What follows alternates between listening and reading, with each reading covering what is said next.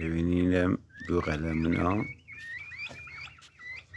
چجوری پرواز میرن بالا، اندازه و متراژ میگیرن، بعدا دقیق میرن او بالا.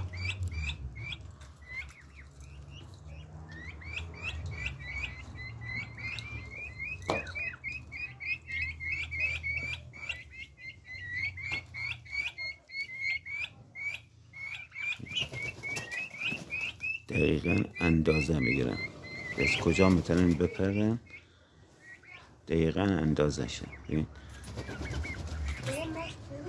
خیلی جالب، اندازه متراژی میگیرن، عقب جلو میرن که بعدا بتونن برن بالا. دقیقا همونجوری که تیر هست برن وایسا. دقیقا نگاه، یکی اندازه دقیقا میگیره که بخواه بپره بره بالا.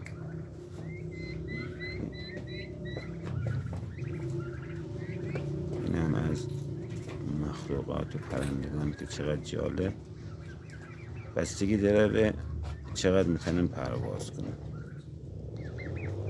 اندازه میگیره بعداً بره بالا.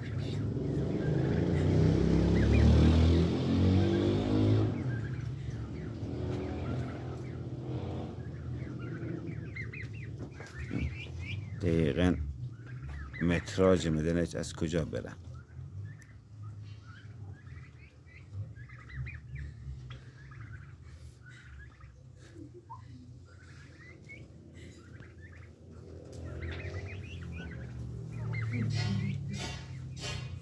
تا اندازه نگیرن نمیتونه برامه.